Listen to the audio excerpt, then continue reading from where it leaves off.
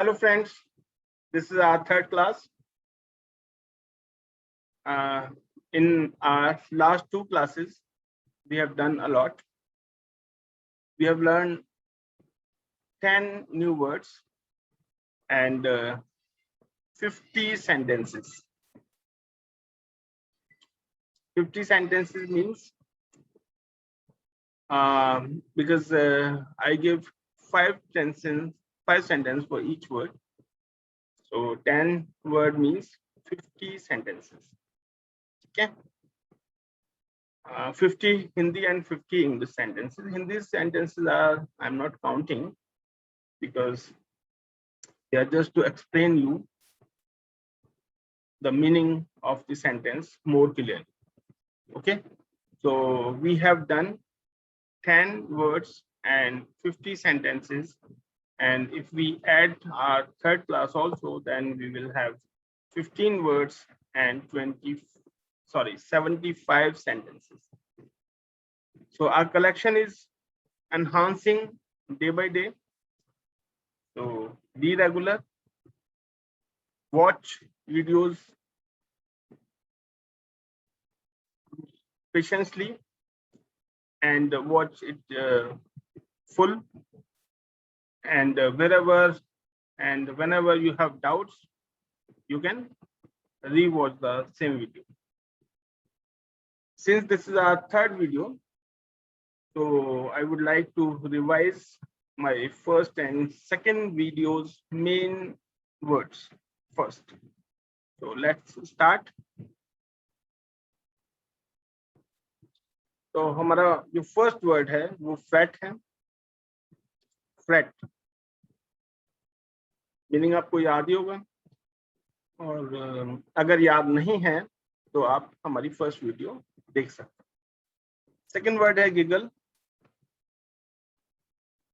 Third word है startle. मेरे कुछ व्यूअर्स मेरे से पूछने लगे हैं कि सर वर्ड्स वर्ड्स वर्ड्स, तो खाली वर्ड से कैसे हम इंग्लिश सीखेंगे. तो मैं उनको समझा रहा हूं कि सिर्फ वर्ड्स ही हैं जो हमें बोलने हैं. अगर आप सेंटेंस बोलेंगे तो the sentence, what is sentence, ठीक है. A sentence comprises words. तो अल्टीमेटली हमें बोलने तो वर्ड्स ही हैं. हमें एक सिंगल वर्ड बोलना है, congratulations, this is a word.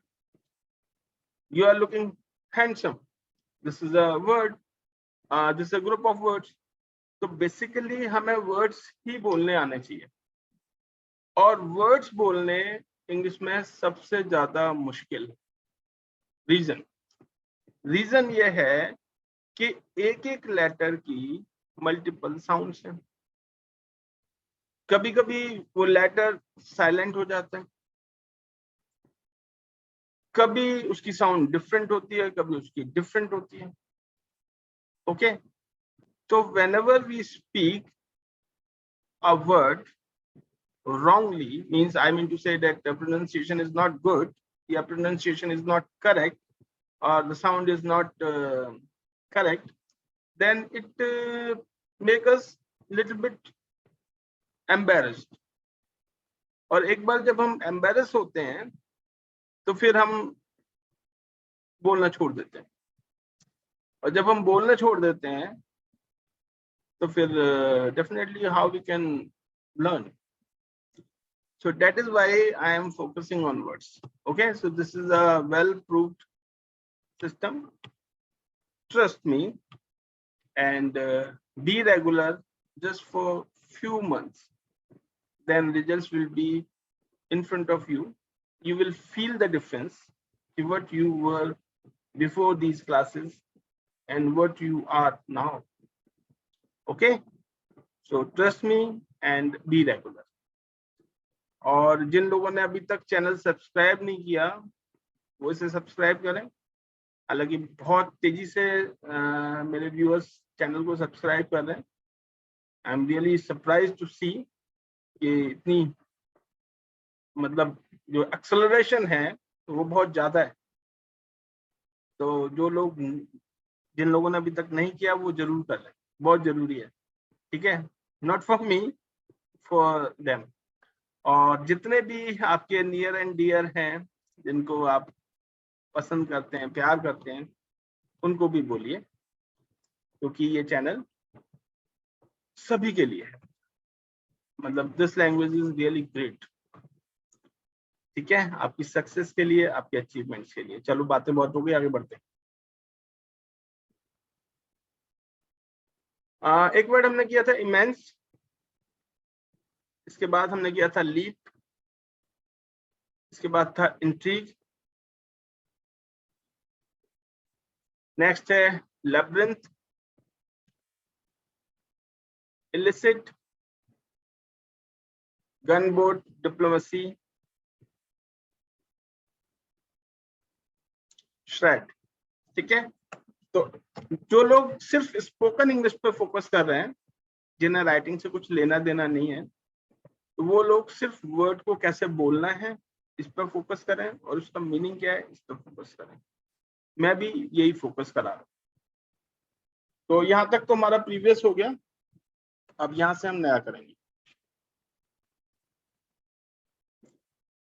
तो सबसे पहला वर्ड है हमारा डेब्री, डेब्री। ओके, तो स की साउंड प्रोड्यूस करने की कोई जरूरत नहीं है, डेब्री। ओके, तो यही सबसे इंपॉर्टेंट चीज है, तभी मैं वर्ड पर फोकस कर रहा हूँ कि यहाँ इंग्लिश के अंदर कब कौन सा लेटर साइलेंट हो जाएगा, कब कौन सा लेटर डिफरेंट साउंड प्रोड्यूस करेगा, इसका कोई रूल नहीं है दोस्तों। मेरी बड़े बड़े टीचर्स से बात हुई है, वो कहते हैं कि सर जिन्होंने इंग्लिश बनानी थी वो तो चले गए, अब हम क्या कर सकते हैं, हम तो बस उन वर्ड्स को एज इट इज लर्न कर सकते हैं और बोल सकते हैं। और इसके पीछे जो रीजन है, जो लॉजिक है, वो ये है कि इंग्लिश जो है वो मिक्सिंग ऑफ मेनी लैंग्वेजेस है। आई मीन टू से कि इंग्लिश के अंदर बहुत सारी अलग अलग लैंग्वेजेस के वर्ड्स हैं। ठीक है, लैटिन, ग्रीक, ठीक है, जर्मन, हिंदी के भी कुछ वर्ड्स हैं, संस्कृत के भी कुछ वर्ड्स हैं। ओके, तो इसलिए डिफरेंट डिफरेंट लैंग्वेजेस के वर्ड्स होने की वजह से यहाँ पे कोई प्रॉपर रूल काम नहीं करता। तो again trust me and focus on these words and use these words in your daily life, and you will be 100% fluent speaker within a few months, believe me. Okay, तो मैंने बताया कि इसको S को पढ़ने की कोई जरूरत नहीं है। तो ये हो गया डेब्री, इसका एक बार मीनिंग देख लेते हैं। और मीनिंग से पहले, जैसे कि मैं हमेशा बताता ही हूँ, हमेशा कराता ही हूँ, कि ये एक नाउन है। इसका मीनिंग होता है स्कैटर्ड पीसेस ऑफ वेस्ट और रिमेन्स। आप किसी भी गली में चले जाओ, किसी भी सड़क पे चले जाओ, आपको बहुत सारे स्कैटर्ड पीसेस ऑफ वेस्ट और रिमेन्स मिलेंगे। किसी का घर बनना है, उसने सारा मलबा बाहर रख दिया। ठीक है, किसी का कुछ टूटा फूटा है, उसने बाहर रख दिया। दैट इज कॉल्ड डेब्री, है ना। तो अच्छा वर्ड है, रेगुलर आपके यूज में आ सकता है। कहाँ कहाँ यूज करेंगे देखिए, आप यूज कर सकते हैं, जैसे ये एक सेंटेंस मैंने लिखा है,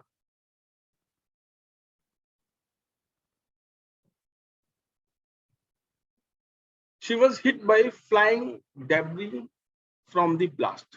तो जब ब्लास्ट होता है, विस्फोट होता है, तो होता क्या है कि वहां आसपास जो भी चीजें होती हैं वो टूट के उड़ जाती, मतलब टुकड़े जो होते हैं उनको उड़ जाते हैं, तो वो जो टुकड़े हैं वही डेब्री कहलाता है। तो इस तरीके से एक सेंटेंस मिलता है, she was hit by flying debris from the blast. ठीक है, विस्फोट से उड़ते हुए मलबे की चपेट में आ गई। ठीक है, तो एक सिंपल वर्ड था, सिंपल सेंटेंस। एक और सिंपल सेंटेंस बना के देखते हैं, डेब्री ऑब्स्ट्रक्टेड द रोड। तो हम देखते हैं कई बार कि रोड के साइड में इतना सारा मलबा है कि पूरी रोड जाम हो। ठीक है ना, तो मलबा बोलेंगे तो थोड़ा अच्छा नहीं लगता, डेब्री बोलिए, अच्छा लगेगा, मतलब इट साउंड्स बेटर, आपको भी अच्छा लगेगा, सुनने वालों को भी अच्छा लगेगा। और कोई थोड़ा सा सरप्राइज हो, ठीक है ना, तो उसे बता भी देना कि व्हाट इज डेब्री। ओके, चलिए आगे देखते हैं। देखिए क्या लिखा है, falling debris falling debris rained on us from above. Okay, तो रेन का मतलब बारिश, ठीक है, यानी बहुत सारी बूंदें जब एक साथ होती है उसे हम रेन कहते हैं। इसी तरीके से बहुत सारा मलबा अगर एक साथ गिरेगा तो हम उसे भी रेन बोलेंगे। ओके, तो इंग्लिश में एक वर्ड का मीनिंग एक ही नहीं होता, बहुत सारे होते हैं। ये भी एक बड़ी समस्या है इंग्लिश बोलने, समझने और फ्लुएंसी आने में। तो falling debris rained on us from above, है ना, ऊपर से गिरते हुए मलबा की बारिश हम पर हुई। चलिए आगे देखते हैं next. The whole area was scattered with debris, है ना, पूरे एरिया में बिखरा पड़ा है मलबा। ऐसे एरिया मिल जाते हैं हमें, है ना, पूरा इलाका मलबे में दब गया। आगे देखिए, द डिचेस का मतलब होता है गड्ढे वड्ढे। The ditches had filled up with mud and debris, तो ये तो अच्छा काम हो गया। तो जो डेब्री है वो अच्छी तरीके से भी यूज किया जा सकता है, तो एक यूज ये भी है, the ditches had filled up with mud and debris. तो आई होप ये वर्ड आपको अच्छे से समझ में आया हुआ, इसका मीनिंग कैसे बोलना है, कहाँ कहाँ यूज करना है। ओके, ये सेंटेंस को आप रीफॉर्म कर सकते हैं अपने अकॉर्डिंग। अब देखिए नेक्स्ट वर्ड है एम्बेडेड। तो एम्बेडेड क्या है, ये होता है एडजेक्टिव। एडजेक्टिव क्या होता है पता ही होगा आपको। एडजेक्टिव होता है डिस्क्राइबिंग वर्ड, यानी किसी नाउन को डिस्क्राइब करता है।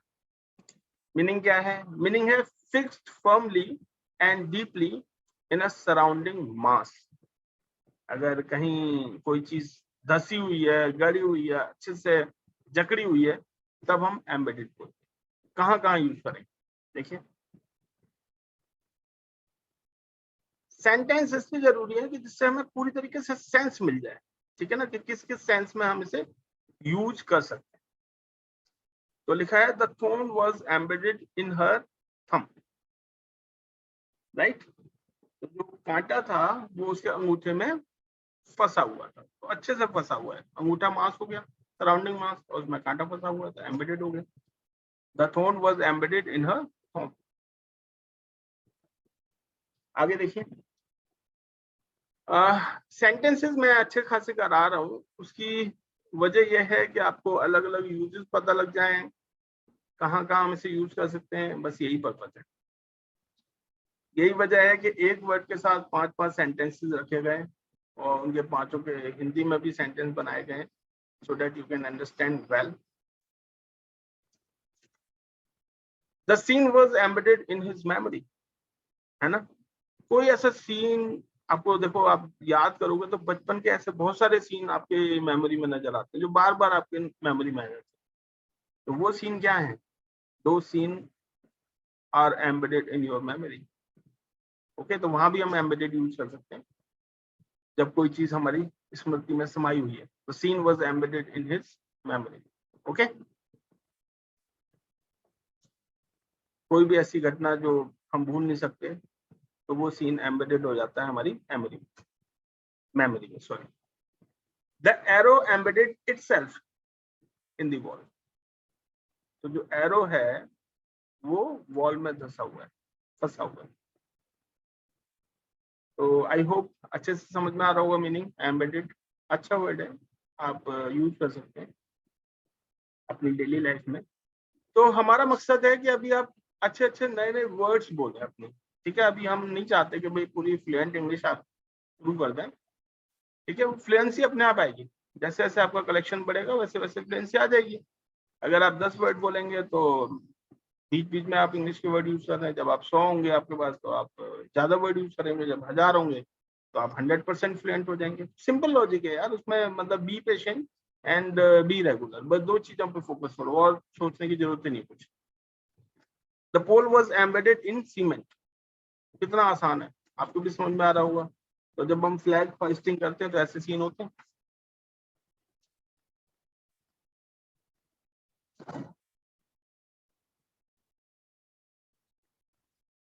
These ideas are deeply embedded in our culture. तो हमारे कल्चर से भी हमें बहुत सारे आइडियाज होते हैं जो हमारे उसमें चले जाते हैं, है ना। कल्चरल आइडियाज बहुत सारे होते हैं हमारे पास। तो ये विचार हमारी संस्कृति में गहराई से अंतर्निहित है, ठीक है। तो वहां भी हम एम्बेडेड यूज कर सकते हैं, ठीक है। तो आप समझ में आया होगा कि कहाँ कहाँ हम एम्बेडेड यूज कर सकते हैं। नेक्स्ट वर्ड है हमारा अबंडेंट। देखो कितना अच्छा वर्ड है और हम इसे कभी यूज नहीं करते। इसका भी मीनिंग एडजेक्टिव होता है। मीनिंग क्या है? मीनिंग है एग्जिस्टिंग और अवेलेबल इन लार्ज क्वांटिटीज। तो जो चीजें हमारे पास अच्छी खासी क्वांटिटी में है, कमी नहीं है, उसको हम बोलते हैं अबंडेंट। तो जो जो चीजें आपके पास अबंडेंट है, आप यूज करो उसको। The river is abundant in fish. Okay, तो नदी में मछली प्रचुर मात्रा में है। तो नदी में मुझे लगता है कि नदी में मछली प्रचुर मात्रा में, ऐसे होना चाहिए, है ना। चलो, this is a mistake.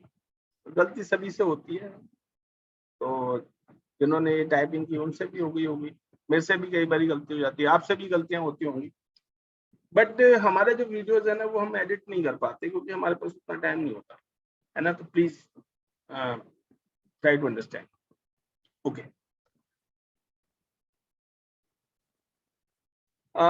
mosquitoes are extremely abundant in this dark wet place. Okay, तो जो मॉस्किटोज हैं, जो मच्छर हैं, वो डार्क और वेट प्लेसेस पे बहुत ज्यादा होते हैं। तो आपने देखा ही होगा कि रेनी सीजन में ज्यादा हो जाते हैं मच्छर। तो ये एक यूनिवर्सल फैक्ट है जो हमने यहाँ एक सेंटेंस की फॉर्म में आपके सामने रखा है।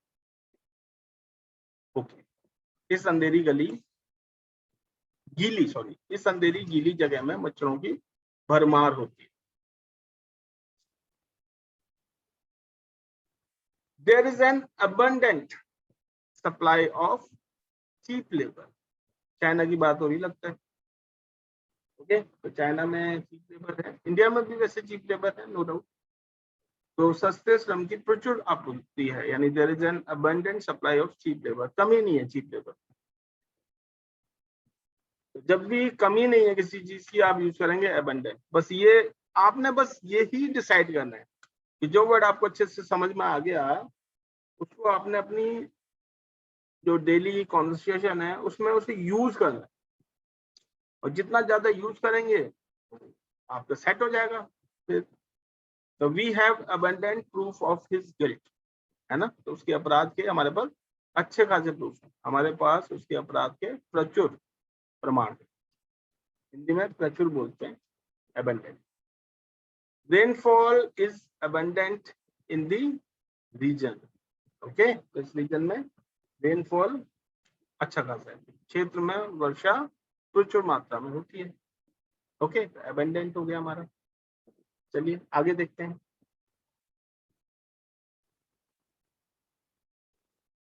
तो नेक्स्ट वर्ड है हमारा कंप्राइज। कंप्राइज क्या होता है? एक वर्ब है, मीनिंग होता है कंसिस्ट ऑफ और be made up of. Okay, एक सेंटेंस बताता हूँ, आपको अच्छे से समझ में आ जाएगा मैं क्या कहना चाह रहा था।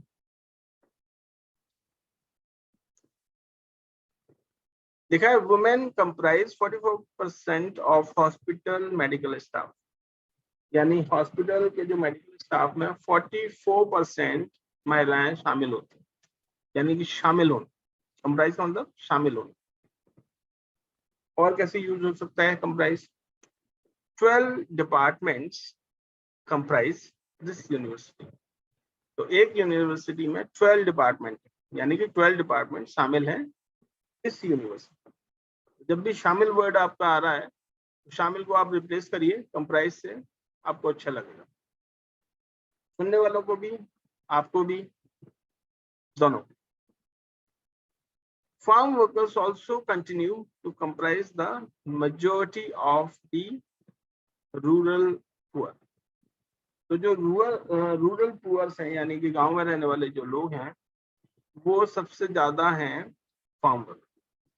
तो कृषि श्रमिकों में भी अधिकांश ग्रामीण गरीब शामिल है। तो हिंदी के भी वर्ड अच्छे खासे टफ होते हैं, ऐसा नहीं है कि भाई हिंदी में सारे वर्ड्स इजी हैं। आगे है each train will comprise 8 wagons. तो आपको समझ में आएगा होगा आपको कंप्राइज का मीनिंग। प्रत्येक ट्रेन में 8 वैगन होंगे। Will. Men's teams comprise 5 competitors plus 2 reservers, है ना। तो कॉम्पिटिटर्स मतलब खिलाड़ी हो गए, और रिजर्वर्स मतलब किसी को चोट वोट लग गई तो वो रिजर्व में रखते हैं, तो वो है। तो पुरुषों की टीम में 5 प्रतियोगी और 2 रिजर्व शामिल है। शामिल यानी कंप्राइज। तो कंप्राइज भी क्लियर हो गया होगा। चलिए आगे बढ़ते हैं। ओके, अब हमारा नया वर्ड है वल्नरेबल। अब ये क्या है? ये भी एक एडजेक्टिव है। मीनिंग क्या है इसका? ससेप्टेबल टू फिजिकल और इमोशनल अटैक और हार्म।